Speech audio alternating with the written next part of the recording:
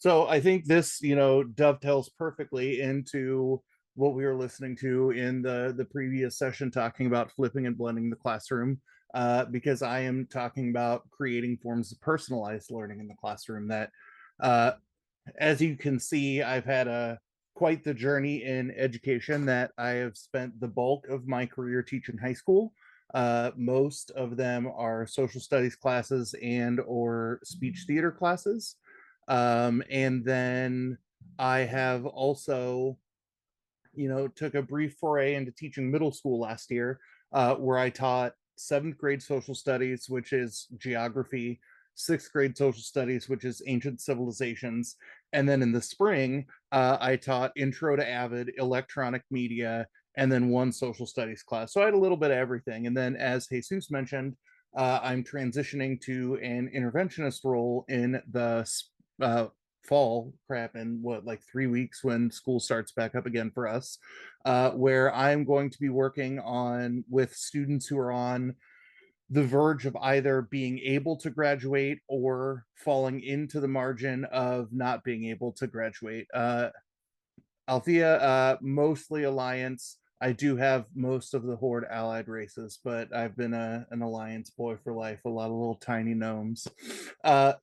So the other thing that Jesus mentioned in my intro is that I'm very big in trying to find ways to connect the dots to the kids. That while my content areas have changed, the courses I've taught have changed, the level of the students I've taught have changed, the passion that has very much stayed the same is finding ways to create the breadcrumbs from a student's personal interest into the things that we are talking about in any of the classrooms. And I'm very big in, especially finding the weird or the nerdy or the obscure things to do it.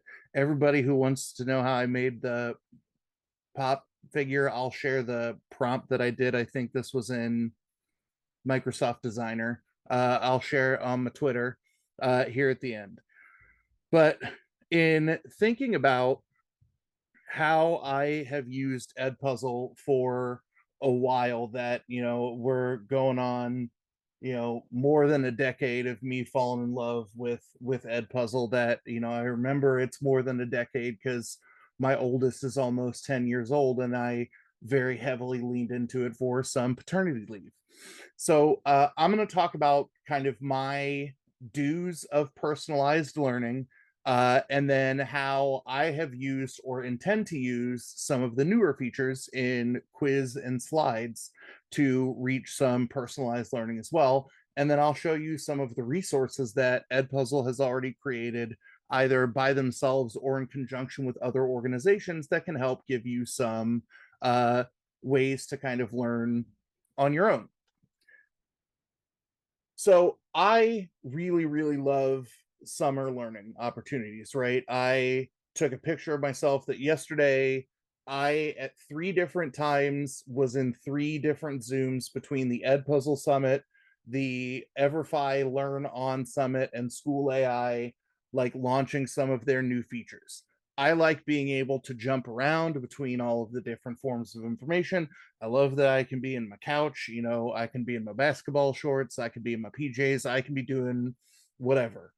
I also love learning, in a bunch of self-paced courses, be it, through platforms like Edpuzzle Professional or things like Edu Badges, where I can sit and kind of get at my own pace, but then I can also pause a video to parent.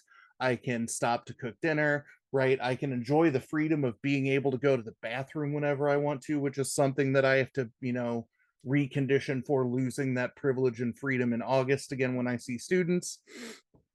So I think if we like to pick and choose the way that we engage in professional development during our time, right? That I know that we're in varying levels of summer or break, or for some of our international friends, right? That you might be tuning in during the school day, right? That I have also done that as well, where I throw a headphone in and I'm walking around the classes.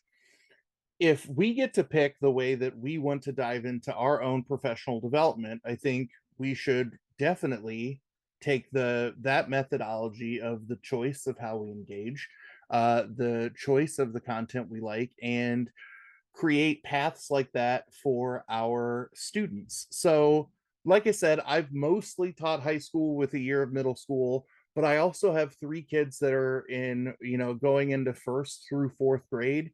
And I'll also use them as little test subjects from time to time, where I'll go, hey, tell me what you think about this. Does this look like fun? Even if the content is something that they may not uh, be super into, aside from dad going, hey, what do you think? Is this cool? And they want to give dad feedback on his job. So, in terms of defining personalized learning, you can find a cajillion different people defining the concept, right? That personalized learning and mastery learning are seeing their own forms of renaissance at the moment. So, uh, I think finding the simple definition of meeting students where they're at academically, socially, and emotionally is kind of an easy concept to work at, right?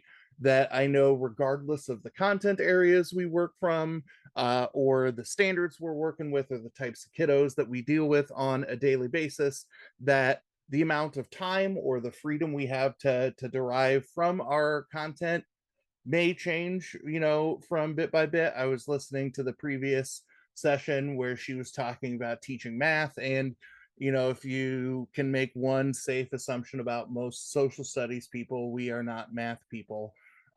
So I'm going like, ooh, these are things that I could use when I have to deal with some students learning some math in the spring, or in the fall. But you know, I might not be able to have the same latitude or freedom that we do in social studies, where nobody cares about social studies because we're not science or math, and I like that. Uh, do not get me started on economists saying they're weird voodoo math. That I'll show you some economics examples both in this session and in my app smash session with Amy from Wakelet in a little bit. But that math is, uh, but so I like thinking about meeting the kid where they're at before I get on my anti-math rant, and finding how we can either change the pace in which we deliver things, the choices or options, the modalities we share with our students to engage with the content, to find ways to both increase engagement and levels of achievement. So, in trying to find a good, simple kind of here's a list of components, a lot of people were looking at the Ohio Department of Education because they are working on a statewide framework for personalized learning. And everybody kind of points at these five things. Number one, it should be learner driven, right? We are in the midst of everybody talking about how we move from being a sage on the stage to a guide on the side. I like how I've ignited a debate about math in the social sciences. I appreciate that. But it should be learner driven, right? We are engaging them with the information that they want slash need. We are engaging them in content or tools or skills that they may want to develop or showcase. Number two, it should be a flexible learning environment. And I think that this could be one of the biggest tricks in terms of us not necessarily having a lot of physical control over the size of the classroom we have, the space we have, the things we can or cannot do in those spaces. I know that we are not able to control the types of learning environments that our students have at home, but creating flexible options for when they can lean in definitely will be able to change the way that they can engage or when that they can engage. Third is finding evidence of learning and then creating feedback on that. So you'll hear me talk about some of the mastery learning things that I utilize, and I'll reference some elements from the Modern Classrooms project and the Teach Better team to kind of show how you can create a bunch of different paths to the same goal, right? That students can showcase their understanding, showcase their learning in a variety of different ways to get to mastery of the same content or concept or tool-based standard. Uh, Giving them an optimal path and pace. I know one of the areas where I will get into arguments from time to time with my colleagues. I saw all of the Ohio love, and then Edward knows what I was going for as an elder, my elder emo, some Hawthorne Heights. Uh, you want to give them that optimal path and pace. You want to say, this is the target where we should be working at to complete this lesson, this cluster of lessons, this unit, this grid, whatever you want to label a cluster of learning objectives. You want to tell them what the pace might be, but understand that we all learn at different paces, that we might move, quicker on some things and slower on others, right? I've been teaching myself a lot of math for my interventionist role, and there's some algebra things that Sal Khan has been able to help me fly through. And then when we get to geometry, my brain is like, hold up, I need to be able to learn this like I am a 5-year-old being beaten in the face with shapes and letters at the same time. And then it needs to be authentic, right? We who teach history always get beaten in the face with, why do I have to learn what happened a cajillion years ago? So finding ways that even if the content itself might not create that authentic connection with the student, what can we do to create an assessment, to create a project, to create an opportunity to showcase their knowledge in a way that is authentic to them? Dr. Deb, I'm on the same page as you. Dr. Deb says, or Coach D says, I'm an educator because of self-paced learning. I have kind of gone through the renaissance in the late part of the second decade of my career because of all of the self-paced mastery options that kind of exist for educators. So I want to throw out 5 quick kinds of suggestions if you are like, I want to dive into more of this. 5 things to kind of wet your whistle. If you want to ask a question, you can toss it into the chat and I'll see if I can catch it. Or like Jesus said, there's been awesome engagement as I was creeping on the chat in the previous session and creeping throughout the days yesterday. Y'all been killing it. But things that I like to look at in terms of creating personalized learning, right? You can't talk about PBL without talking about inquiry-driven processes like project-based learning, right? If the goal is to create some kind of big inquiry-based question, statement, concept to then distill down to what is the most interesting to a particular learner or group of learners to see how it can, showcase the knowledge, the process, the product that they are asked to create throughout the PBL process. Step number 1. Number 2, movement and brain breaks. And this is something that I really had to lean into, adjust to deal with my middle schoolers last year, right? That, they just built different. I love teaching them, but they are more wild than what I was mentally ready for at the beginning of the year. But incorporating things like movement and brain breaks are stuff that, you need no matter what level of, schooling you are in, because your brain needs those times to be able to move on and process something else, right? We need that brief palate cleanse between courses. I can think of all of the times where I'm, learning something in some kind of PD on my computer, and then I'll be like, ooh, I need to play some kind of weird swipey game, on this. I need to be able to get up and walk around. I need to be able to just change gears for a minute so I can then reset my brain, right? I can reboot my power center and then be able to lean in and do more. Playlists and learning stations, we heard a little bit about, ideas like this in the previous session, and I'll mention some of these here in a second with some examples of stuff that I did with my middle schoolers last year.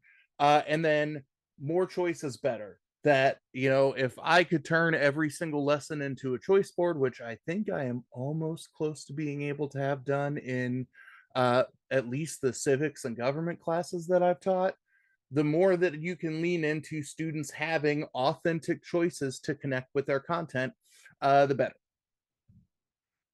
So in terms of, whoops, Oh, I forgot a slide I see there. So in terms of thinking about how Edpuzzle Video does this, in terms of thinking about pacing control, I 100% of the time allow my students to change the speed of videos to be able to rewind. The first time that they watch it, I will not let them skip all over the video. I will make them go through the linear process of the video and the questions the first time around. But once everybody has gone through a first watch and learn, then for subsequent times I'll turn it off so they can jump all over the place, especially for some of the lessons that are tech tutorials that I created for my electronic media class. Right, you might not care about the first 5 minutes of the video. You might want to go drill down on this one particular part on a second watch. Right, I know that all of us at some point in time have found a tool that we wanted to use and then gone to YouTube University and watched a video and watched the same part over and over again so we could go, wait, how did they do that? So we can go through that touch sense of memory to engage with it. So being able to allow them to engage at different paces and different adaptations to the videos, the better. Number two is differentiation. I'll show you an example of a lesson that I did in my classes where I had a, can do, must do, or must do, should do, aspire to do, like some different labels of like how deep you want to go in a particular topic, where they could decide how many items they wanted to engage with. Or this is where playlists are my friend, right? That instead of a kid waiting for me every single day to post the next lesson and the next lesson and the next lesson item on Google Classroom, if I can throw everything in a playlist, then boom, they can walk through it at their own pace. They can engage with it using the same accommodation set up for every single video, et cetera, et cetera. Formative feedback throughout, right? I love asking all kinds of questions, from something random that happened to see if they were paying attention to the weird thing that was probably in a video that I assigned to them, to asking authentic quiz questions in terms of either multiple choice or looking for some kind of gut reaction from the short answer response.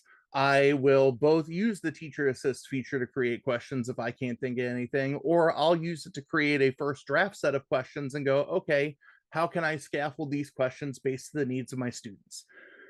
And then in terms of student voice, two ways that I think this is always awesome in terms of the project feature, right? That students can showcase their authentic learning through the projects function on Edpuzzle. But second, the number of times that I've learned that kids are far more comfortable taking their computer, their laptop, their iPad, their Surface tablet, their whatever, and vocalizing their response. They will do that 10 times out of 10 versus, asking them to write something. It is the battle of IDK from, grades 6 to 12 based on the content area. So either allowing them to create their own products or allowing them to verbalize their own response is a good thing. I'll always at times force them to write something because we need to develop that skill as well. But turning on the option to allow them to voice their answer to a question might be that nudge that students need from time to time. So in terms of personalized learning and Edpuzzle quiz, I just put something generic up there because I think this is an easy thing for us to do in terms of personalizing the way that we want to do some of those formative checkups from our students, right? The types of questions that we embed in the videos that they are watching are nice, right? Because we are checking for that instant level of, are they paying attention? Were they listening? Did they go back and write something down? We can kind of signal something that is important to us through the use of asking those questions, right? Because if it's like, hey, tell me about this thing, and they're like, oh crap, I don't know, jump back a couple of seconds, that might go, ooh, I need to write that down in my notes. I need to check out this question and go back and re-listen to it before I can engage. And we as teachers all do stuff like that. Think about the cajillion mandatory training videos that we've watched, right? I love the bloodborne pathogens video memes that are circling around. All of the short form video apps where you know uh the last time I watched a bloodborne pathogens video might have been in like 2009 or 2010, right? That second or third year teaching. But I know every year I take that quiz, I got to go, ooh, where can I jump back in this same recorded video of the same PowerPoint that we've been watching for 400 years now? How can we do this?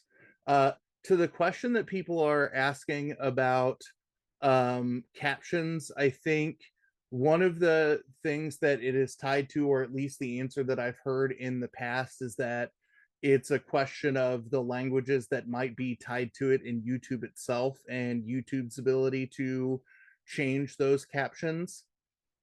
But yeah, I like how other people are enjoying the bloodborne pathogen. So, right, uh, I like using this quiz function now for like the day two reminder, right? That if we are trying to get kids to think about content in the moment, right, with the questions that we ask from the videos, then I can use Edpuzzle quiz as a bell ringer activity, right? Or I can use it as an exit ticket the next day to see how much they are retaining from day one to day two. And then I can take whatever I have created and create personalized versions for each student that I can go through and create individual translations. I can differentiate the language based on the language or reading level of my students, that I can go through and create these same kinds of things that we've been doing on paper for years on Edpuzzle quiz.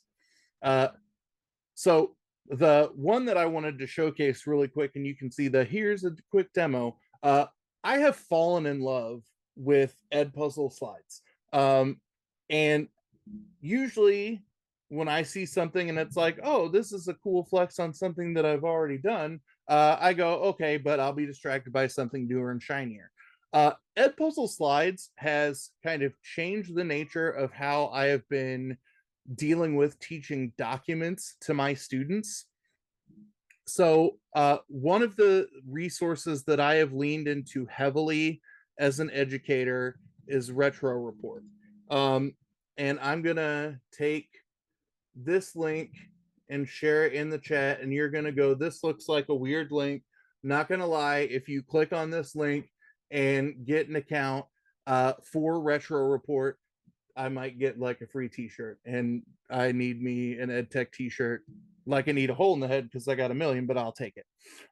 So what I like to do on Retro Report is find something that I am teaching, that this is a open, nonpartisan, documentary driven website. They have written and produced documentaries that have won all kinds of films.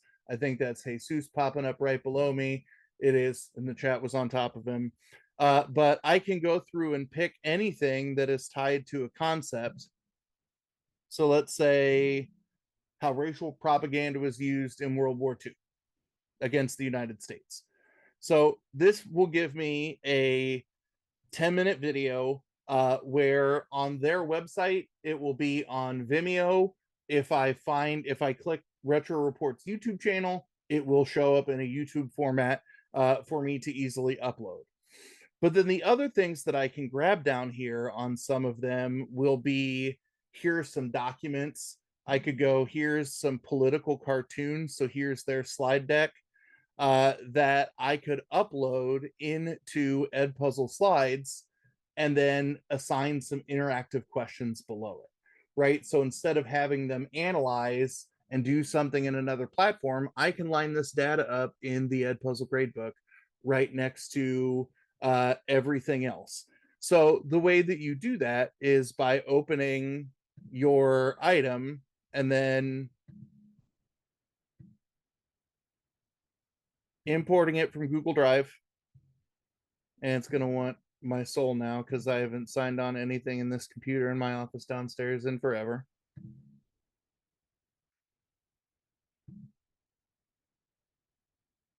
Oh my goodness, yes, Edpuzzle can access everything.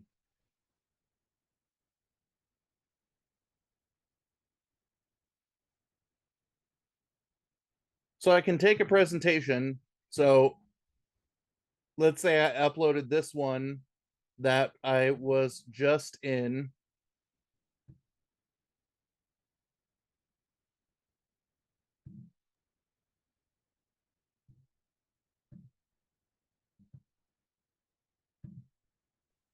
Jesus, I should have done my homework earlier and clicked on It's all of okay. these It's things okay. before. We only Okay. have like 1 more minute, right, me? Okay, because we need to start very soon with the app smashing. But don't worry, because I'm also gonna cover the slides, integrating it with Canva. So you don't have time. I'm gonna be Boom. covering the slides too. Okay, so there are my quick barrier or questions. How could you address barriers? For all of the research that says you should create your own videos when you're trying to personalize things for kids, yes, that is true. But when it comes to personalizing things, find stuff that you know will engage your kids, right? Take the time to get them hooked with interesting things early on, incorporate your voice when you can, and then fill in the blanks until you can find this pace to create and add some of your own content. And then I like to think about all of the data that Edpuzzle gives me that I can now change what my students are doing every single day. So huzzah, the end. Sorry, should have talked less about math, but thank you so much. Thank you, Jesus.